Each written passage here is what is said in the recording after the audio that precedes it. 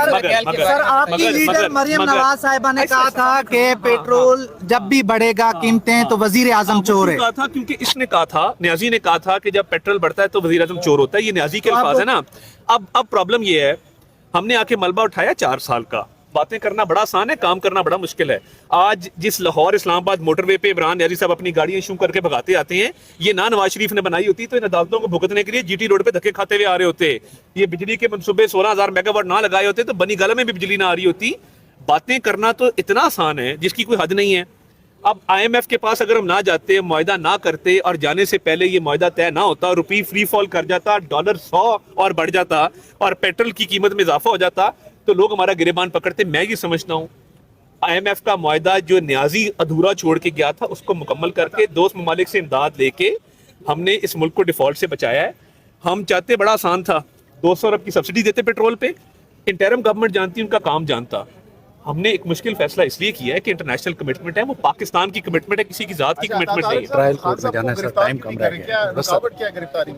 دیکھیں، گرفتاری نہ میری خواہش پہ ہونی ہے نہ کسی اور کی خواہش پہ ہونی ہے. لا کا ایک پروسیس ہے، وہ عدالتوں میں جب کیسز چلتے ہیں تو گرفتاری کے مراحل آتے ہوتے ہیں، وہ قانون کے مطابق ہوتے ہیں. طاہر صاحب، آپ نے خودکشی کی بات کی ہے، خودکشی کی. آج بھی I M F Imran Khan سے پوچھنے گیا ہے کہ ہم اس گورنمنٹ پوچھنے نہیں گیا. کیا وجہ ہے؟ آپ کی نظر میں پوچھنے گیا ہوگا، آپ کو اچھا لگتا ہوگا، آپ کا اپنا ویو ہے. میں آپ کے ویو کی بڑی قدر کرتا ہوں. وہ پوچھنے نہیں گیا، وہ بتانے گیا تھا کہ خودکشی کی ہے کہ نہیں کی. سر الیکشن کا کہ وہ قابو میں نہ آتا اور پیٹرول کی قیمت مزید بڑھ جاتی. ابھی تو پھر بھی روپے کے مستحکم ہونے سے جو ڈالر کا ریٹ ہے اس کے حوالے سے پیٹرول کی قیمتوں میں کمی بھی پیچھے کی گئی تھی. مگر جو لیوی لگائی گئی ہے وہ آئی ایم ایف کے معاہدے کے نتیجے میں لگائی گئی ہے. تو ہم چاہتے تو ہم بھی عمران خان صاحب کی طرح آخری مہینے میں پیٹرول کے اوپر اربوں روپے کی سبسڈی دے کے معیشت کو نقصان پہنچا کے گھر چلے جاتے اور یہ کام کیئر ٹیکر کو کرنے دیتے. مگر میں سمجھتا ہوں کہ یہ جو کمٹمنٹ ہوتی ہے، انسان وہ ہوتا ہے جو کمٹمنٹ کو پورا کرے. ایک لانگ ٹرم نقصان سے بچنے کے لیے، ایک ناقابل تلافی نقصان سے بچنے کے لیے، ملک کو ڈیفالٹ سے بچانے کے لیے اگر یہ قدم اٹھایا گیا، یہ خوش دلی سے نہیں اٹھایا گیا. یہ اس لیے اٹھایا گیا ہے کہ کچھ شرائط ہیں جن کے اوپر آئی ایم ایف کا اگریمنٹ طے پایا ہے.